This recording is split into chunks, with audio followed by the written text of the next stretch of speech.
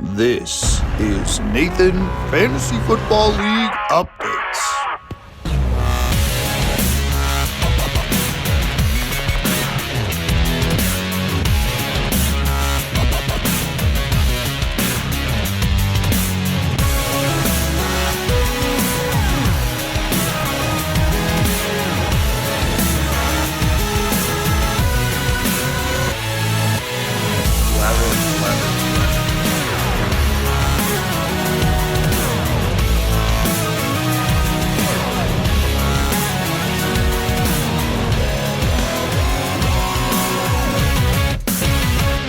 Nathan, Fantasy Football League Updates.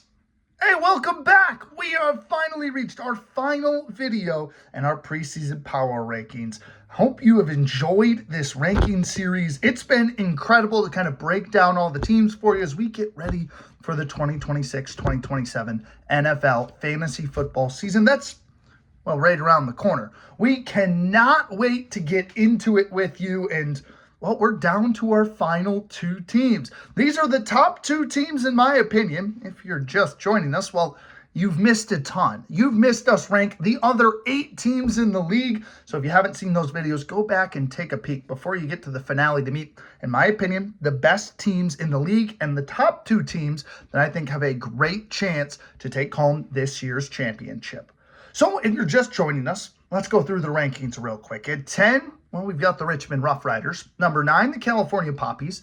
Number 8 is the Zestmeisters. 7, the Michigan Avengers. 6, the Bunny Bandits. 5, the Empire Strikes Back. Number 4, revealed in the last video, the Omaha Moon Possums. And number 3, the Baffin Bay Belugas, who, they just avoided some danger with Ashton Genty. He's okay, just a sprained ankle. Was looking a little sketchy there. Rankings might have had to be adjusted, but Baffin Bay's okay. Which leaves us with 2. The Providence Plague and the Cali Caimans. Who will I clock in at number 1? It's time to meet our number 2 team. Drum roll, please. My number 2 team is the Providence Plague. Yes, that is right. The back-to-back champs come in at number 2, the highest I've ever ranked my team. And again, the bias will be that, I am biased, but I feel that this was my most dominant draft start to finish. I feel extremely happy with all of my picks. And I'm going to give you an in-depth reasoning why. And, the league also does their postseason rankings, and I came in number 2. So I had some verification from the rest of the league. But it's time to meet the back-to-back champs who are now trying to form the first ever dynasty. They became the first ever team to win 2 championships, not to mention back-to-back championships, and now have a chance for a dynasty 3-peat. And I gotta say, this team is well on their way to doing so. After last year, my team starting 0-5 and then somehow winning the championship, this year we're hoping for a better start and a great finish still. So let's jump right into it, and right away it starts in the QB room, which I feel like is from top to bottom really sound. It starts with Joe Burrow. Now I know what everybody's gonna start screaming. Injury, injury, injury. Yes, he is very injury prone, and you got to hope the offensive line takes care of him. It's a risk, but it's a risk worth taking, which we will talk about later. But Joe Burrow is a top 5 fantasy quarterback when healthy. He has proved that time in and time out. He is an absolute monster at the QB position, has elite weapons. Higgins, Brown, Chase, all of them are incredible options. And listen, if Cincinnati's defense is bad, it's going to be offensive scoring fests for Cincinnati's offense. 40-point games are great for fantasy value, and if Joe Burrow's the one slinging the rock around, it's all good things for me. Joe Burrow, I feel like, is a great fantasy quarterback if he can stay healthy. We'll get into the rest of his upside in a little bit. The other quarterback, an absolute steal down the board. My second QB, Caleb Williams, the cover of Madden 27. Iceman was electric last year. Ben Johnson unlocked a new fantasy realm for this kid. And I think in year 3, now knowing Ben Johnson's offense, he's going to take the next step. Now, I don't think the Bears are going to be all too good because they've got a very tough schedule. But I think Caleb Williams is still going to be very serviceable because he's got his legs that he used a ton last year. He's shown off the throwing potential. If he can take care of the ball more, he could be a high upside QB1. And when you pair him with Joe Burrow, this is a deadly QB duo. I think both of them, if healthy, are going to be electric this year. Caleb Williams was a borderline QB1 last year. He can return to that form. This is a very big group at my QB position. Then my backup, I feel like another sneaky, solid backup, CJ Stroud. Now, he is involved as one of the biggest busts in the fantasy football draft history. I did not take him as the first quarterback off the board this year. Shout out the Bunny Bunch. Instead, it's CJ Stroud that is coming in at QB3 for me. Listen, if he's got to come in because Joe Burrow goes down, that's fine. He'll do his job, get me a serviceable 13 to 14 every week. That's all we're looking for. We don't need him to do anything flashy. He's just going to be a serviceable quarterback. Unless he wants to return to freshman year CJ Stroud form and break the QB passing touchdown record, I'm okay with that too. I'm never going to object to that. So CJ Stroud, my quarterback 3, he'll be serviceable. I think one of the better quarterback 3s in the league. Now we move to my running back room, and this is what has caused some controversy over the last couple of weeks with news coming out that you can kind of poke some holes in this perfect team. And it starts with Amarian Hampton. I think he is due for a sophomore surprise, a huge season. Amarian Hampton is set. Yes, he had injuries last year. If those come back to haunt him again, could be a problem. However, last year, without Najee Harris behind him, he averaged 20 fantasy points per game when healthy. Those are awesome numbers. Najee is gone. He doesn't have competition, and he brings in one of the best offensive-minded coaches in the NFL in Mike McDaniels, who turned Devon Achane into a first-round running back. It's as simple as that. Now, yes, Mike McDaniels did come out and say that Kamani Vidal and some other running backs will get touches around Hampton, and fantasy managers should watch out. I don't believe a word he says. He said the same thing about Achane when he first got there, and look what happened. Achane took over the backfield. He was the prime piece, and he became the guy. I think Amarian Hampton's going to do the same thing. As long as he can stay on the field, he's a great receiving option, a great running option. If he can be running back 1 and Mike McDaniels can ascend him to top 5 presence, that's incredible. And I think he's going to. So yes, there are some holes that if Mike McDaniels is right, Amarian Hampton could have a down year. But I think Mike McDaniels is talking all smoke. I think he is completely going to give Amarian Hampton the football, just like he did Devon Achane. Because they're practically, it feels like the same player in a similar scheme now. Moving on to my running back 2. It's Kyren Williams. Kyren Williams, very serviceable running back. Nobody will argue that. He's a consistent 13 to 14 piece every week. He'll find the end zone. He'll do his job in the receiving game and in the rushing game. An awesome running back that you don't really have to worry about week to week getting consistent scores. He really doesn't sit below 10 for 95% of the season, which is exactly what the Plague are looking for to be consistent, which is exactly why I'm all in on Kyren Williams. I am fully in on Kyren Williams just being a consistent piece.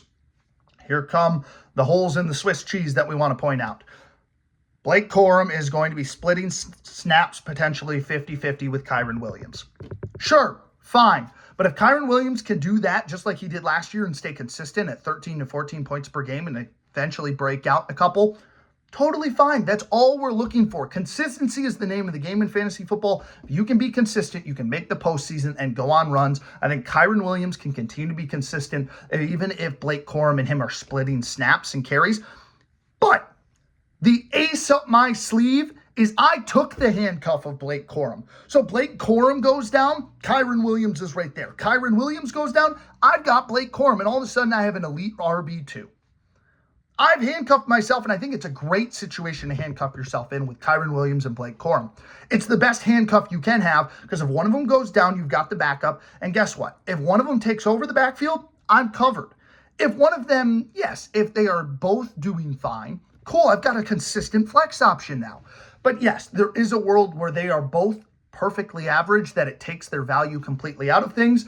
Then we have to reassess. But my reassessment is I've got Jadarian Price, a rookie who is going to start day 1 for the Seattle Seahawks out of Notre Dame. Nobody's going to compete for him for touches. So guess what? Kyren's not serviceable. Jadarian Price will be serviceable because I think he's getting the keys to the car right away. He's got good receiving upside. He's got elite speed in that Seahawks offense that will probably still want to run the football. I've got options, baby. I've got the handcuff for the Rams. I've got an elite upside rookie running back. I think I'm set. I'm not too worried about the running back position, but that's where I'm catching my most hate right now, and I can see it. It's fair. I can see the vision from the league. I think my running backs are perfectly fine, though. And then we move to my wide receivers, where this team shines. This is a strong, elite wide receiving core, and it's led by the returning champion last year, my first-round pick from a year ago, Jamar Chase. Now, it was a slow start to the year for the Gila Monsters, and that was because Jamar Chase struggled. But this is where Joe Burrow comes into play. Joe Burrow throws a touchdown to Jamar Chase. All of the sudden, I am looking at a complete 11-point swing in my favor. That is money. And if Joe Burrow can stay healthy and continue to feed Jamar Chase's average of 10 to 11 targets per game, this LSU connection is going to run me all the way to the postseason. We saw it last year. Jamar Chase's money with Joe Burrow on the field, even with Joe Flacco on the field. I trust Jamar Chase to have another incredible season. Some say he even should have gone ahead of Puka Nacua. Then we look at my wide receiver too. Honestly, a steal for me too, I felt like George Pickens. George Pickens was awesome last year, an elite receiver for, yes, the record-setting chameleons from last year. He became a true wide receiver one. Yes, that hurts CD's value. And yes, I'm going to have to deal with the 50-50-ness of George Pickens and CD. So there will be some tough weeks for George Pickens. However, I still think he's going to be an elite wide receiver that Dak Prescott is getting to love more and more. We've seen that in the preseason. I think George Pickens is going to be just fine like he was last year. That's a strong wide receiver too.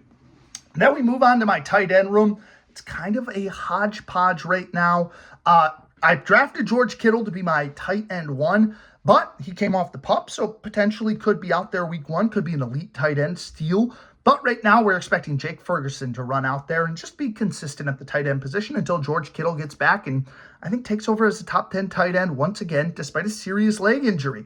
That leg injury, though, potential to hold him back.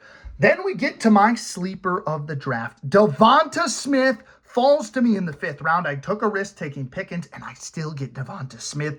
This guy is primed for a JSN breakout. A.J. Brown, gone. New offensive coordinator in for the Eagles. He doesn't have competition. Yes, the rookie Mekhi Lemon is there, but Devonta Smith has shown he can be that guy in the offense. He is going to be a steady, consistent target for Jalen Hurts if they continue to feed this man the football. I expect him to be eating up 10 to 11 targets per game. This is prime for a JSN breakout. Devonta Smith is the guy. Speaking of Eagles, that's my defense this year. Harrison Mevis, the thicker kicker, will be kicking the football, and Bradley Pinion, the Miami punter, rocks it for me this year. We talked a little bit about the bench already. Price, Stroud. Jordan Tyson's going to miss about 2 months. That's a little tough. I was hoping for a rookie breakout, but we'll give him some time. Maybe he can make an impact if he's able to get healthy. Wan'Dale Robinson follows his former coach to Tennessee. He's going to be a major slot guy for the sophomore quarterback, Cam Ward. Spoke about my handcuff, Blake Corum. Woody Marks and Isaiah Likely are just there to potentially see time. Don't expect to, but hey, David Montgomery goes down. There's Woody Marks. And then Isaiah Likely, well, he's there if, Ferguson isn't serviceable for George Kittle until George gets healthy. So there we go, the Providence Plague. It's got solid depth. Yes, the running backs are going to be question marks this year, but the wide receiving room is good. And can this Plague team perform a three-peat? Well, I think they're the number 2 team this year. I think the floor is a little low if the running backs don't work out. Maybe there's some injuries with Joe Burrow. Maybe it's a low season for Chase and Pickens. Maybe I'm wrong about a Devonta Smith breakout. Nobody pans out, really. Could be a 5-9 season for the Providence Plague. On the other side, though, this team, the sky is the limit, and I can see them touching records at 12-2, being the best team in the league and potentially being the favorite for the three-peat. Overall, I'm really liking the roster makeup for the Plague. I think they're going to pose a lot of problems. They've got good depth. They've got a great starting roster that I think if the running backs can do what I think they're going to do, Devonta Smith breaks out, Jamar Chase, Joe Burrow keep doing their thing. This roster is going to be 9-5, and I think they're going to run it back potentially to the championship, maybe a three-peat and a dynasty in the future for the back-to-back defending champs. Now we've broken down my number 2 team. There's no need to sugarcoat it. Coming in at number 1 is the Cali Caimans. Last season, the Chameleons broke records, finishing 12-2, the best regular season we've ever seen. And boy, did they draft well this year, coming in at my preseason number one team in the power rankings. I feel like from top to bottom, this roster, I really can't say anything bad about. They've got elite depth. They've got all the right pieces that don't concern me at all. This is going to be a tough team to take down, and this is my favorite to win the championship coming out of draft day. So let's meet this so-called top team in the league in the Cali Caimans. Well, it starts right at the QB position. You go out and get Drake May, and Drake May, man, what an awesome year he had last year. Really broke out, and now can he stay consistent? We've seen the breakout season. Can he trend upward, or is it a trend down? That's going to be my question. The rushing upside is there a little bit, but he's not somebody that wows you with the speed. More of the pocket presence, but if he can stay as elite as he was last year and add some new friendly wide receivers in A.J. Brown, man, Drake May could be a real problem this year in fantasy football. Again, he averaged nearly 19 fantasy points, was the MVP runner-up. This is a guy that if he can do it again, this is a top quarterback in the league that is going to propel this Caimans team to a championship. Right beside him, it's Justin Herbert. Is this Justin Herbert's season and the Chargers? It's always everybody else's fault, not Justin Herbert. He's got one of the best offensive minds in the game. Can they get it done this season? He has proven he can be valuable in fantasy, averaging 17 fantasy points per game last year. He's an elite QB2. I'm not worried about him on a game-to-game basis, especially with Mike McDaniels scheming stuff up. We saw what he could do for Tua. Now what can he do for a much better and athletic quarterback? Can Justin Herbert finally ascend to an MVP, to a Super Bowl, to stardom? We're going to find out, but Justin Herbert, if he can stay healthy, he's an elite QB2. QB3, maybe this is where I have a little bit of a gripe. Bryce Young, not anything flashy. Yes, he led the Panthers to the postseason. I think they're going to take a step back this year. I think he's going to be a little bit worse. He's never shown that he can be this star fantasy QB, and you don't need him to at the backup, but you'd love to have a serviceable backup, and he's kind of towing that line for me. So I'm kind of out on Bryce Young, but I don't think you're going to have to play him much as long as May and Herbert keep doing what they do, and maybe once or twice Bryce Young's going to slide into the lineup and maybe can find you a good touchdown pass or two. He really isn't a guy that racks up the touchdown passes, unfortunately. Over to the running back room, more consistency. Hey, it's Chase Brown, who again, receiving upside for the Bengals offense. That's probably going to have to put up 40 every game. He rushes the football well. He's a steady running back that averaged 16 last year. If he can do that again, that's all you're asking for. Just a steady running back room that just does damage week in and week out. That's what you had last year. Can you have it again this year? That's what he's looking to recreate and maybe push him to the championship. Javonte Williams right alongside, and I think Javonte Williams is kind of a carbon copy of Chase Brown. Good receiving back who's in an offense that needs to score a lot of points. He can rush the football well after his breakout year last year. These are two very similar receiving option running backs, which are perfect for fantasy football and are perfect for this roster. I love it. It's not a flashy running back room. It's a steady, consistent running back room that I have a feeling is just going to get the job done. Over to the wide receiver room. Yeah, I said I don't have a lot bad to talk about at the Caimans. I don't. We're already through the running backs onto the wide receiving room, and here we go. Jackson Smith and Jigba clocked in at pick 108. JSN, breakout year, was one of the best, if not the best, fantasy football wide receivers last year. Can he repeat? I'm going to say no. I still think he is a top 5 wide receiver in the NFL. He's just not going to have as flashy of a fantasy season this year. His offensive coordinator has gone to the Raiders head coaching job. He is still the only option for Sam Darnold, so they'll be able to scheme up pretty big games. I just don't think it's going to be as consistent. And hey, I have a feeling that NFL defenses are going to cue in on JSN. Maybe a little harder for the reigning Super Bowl champs to get their number one option, the football, as consistently. Still think he's good. Still think he's very valuable. Maybe a slower start for JSN, then they start to pick it up as the offense finds their legs this season for Seattle. Very possible. Still think he's a valuable piece to this team. A.J. Brown. Hey, look at that. Number 2 had Joe Burrow, Jamar Chase. Now we've got Drake May and A.J. Brown. Another 11-point potential swing. I personally am all in on A.J. Brown moving teams. First time he moved from Tennessee to Philly, he was a breakout wide receiver. Now in New England, he's got a young quarterback that needs this go-to safety blanket number one option. A.J. Brown is that and more. We've seen it in preseason. They look good throwing the football from May to Brown. I'm bought in. I think A.J. Brown's going to return to wide receiver one status. That's a lethal combo if he can. I know he's getting up there in age. I think he's got another elite season in him, though. Maybe he's a lot happier in New England. We're going to find out. But I love this pickup with the May Brown 11-point swing option. Love him as a wide receiver 2. And then your flex wide receiver 3, it's Zay Flowers.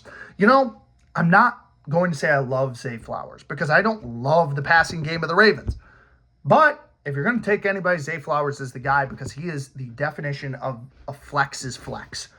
Consistent 13 to 15 fantasy points a game. He's not going to wow you with like a 30-point performance, but guess what? He's going to get his 8 targets. He's going to get his 6 catches, maybe get into the end zone, just do his job. And that's what the flex position is made for. A consistent guy that's going to be in and out of the lineup week in, or not out of the lineup. He's going to be in the lineup week in and week out, never leaving because guess what? He just does his job. 14 fantasy points a week is all you ask for. Zay Flowers is the definition of a flex's flex. I love it. Tight end right now, Sam Laporta. Hey, a little bit of a leg injury coming out of the preseason where he's questionable if he's going to be healthy week 1. Missed most of the season last year. Can he return to top 5 tight end status? I think he can if he stays healthy, but he's going to need to get over this early hurdle. So the tight end's the most shaky of the starting group. Defense, Texans, awesome. That is the best defense in my opinion. They're defense first and D'Amico Ryans. Texans are going to do what they do. Jason Myers going to get plenty of looks here again. He averages nearly 10 fantasy points per game. That is awesome. Then Tommy Townsend moves over to Tennessee. He'll do a lot of punting over there for the Titans. As for the bench, this is what really makes this team elite. The depth is phenomenal. DeAndre Swift, Mike Evans, Christian Watson, who is sliding into a bigger role in that offense, Quentin Johnston. We've talked a lot about the Chargers breakout year. Quentin Johnston, I have a feeling, is going to be a big part of that. I've heard he's Mike McDaniel's favorite right now. I mean, he's got the speed, got the size. That's a match made in heaven. Isaiah Pacheco, kind of the oddball of the group. I guess if Gibbs goes down, he's a good pick, but I don't think he's going to get a lot of touches. Maybe look more like David Montgomery did last season for the Lions. And then Xavier Worthy has potential, but he's never really broken out of the speedster role. But overall, I mean, top to bottom, this bench has depth. They've got guys that can break out in big ways. And like I said, the top of the roster, I don't have a lot bad to say. So when this is your roster behind it on the bench, you feel incredible. I don't have anything bad to say. And this roster looks complete. Now, the one bad thing I will say is they're picking at 108. Now, in 5 seasons, the 108 has only made the playoffs once. So the odds are not in the Caymans' favor picking at 108. But man, if any team is going to make the postseason that picked at 108, it's going to be the Cali Caymans. They are my number 1 seed in my preseason rankings. So, with all of this said, all of the elite bench depth, all of this fun stuff, give me this team's floor to be extremely high, 6-8, very sturdy. I'd almost shoe this team minus injuries and craziness to make the postseason if they stay fully healthy. On the other side, well, this is the record-setting team. I think they pushed the bar at their ceiling. 13-1. This team could be borderline unstoppable if everything pans out. I mean, last year, this would have been a championship team. Overall, for the Cali Caymans, I'm really thinking this is a 9-5 team. This and the Plague, they both have great depth. I think as long as they stay healthy and things continue to pan out like they should, this is a 9-5 roster that's going to get the job done week in and week out. Yes, a couple more losses than last year. Maybe that's because of picking at 108. But hey, this is still my number 1 preseason team. So there we go. The rankings are in the book. Look at that. We are all done. And let's take a peek. Coming in at 10, it's the Richmond Rough Riders. Number 9, the California Poppies. 8, the Zestmeisters. Can they make the postseason? 7, the blue-blooded Michigan Avengers. That is my hot take of my rankings. Number 6, hey, it's the Bunny Bandits. Number 5, the Empire Strikes Back. 4, well, hello to the Omaha Moon Possums, highest I've ever ranked them. 3, the Baffin Bay Belugas. 2, our back-to-back champions, the Providence Plague. And, of course, our favorites this year, the Cali Caimans. Would like to point out, the AFC is going to be tough this year. That's where my number 1, my number 2, my number 4, 5, and 9 teams reside. It's going to be a tough division this year, which almost makes you think, hey, maybe my rankings are a little bit wrong. Some of those teams might take each other down just a little bit. But hey, I'm saying overall, this is how I would rank these teams in the preseason. There you go. Let me know if you agree, disagree. Let me know your thoughts of my rankings. What do you think of the back-to-back champs, the Providence Plague? And, of course, the record-setting Cali Caimans roster, the Chameleons roster from last year. That'll wrap things up for the preseason series. You've got all your rankings. You know the teams, which means the next video, it's the season, baby. We've got week 1 predictions next time we talk in a couple weeks. So until then, keep drafting, keep mocking. It is almost time for the Nathan Fantasy Football League season to return right here on the Nathan Sports Talks channel.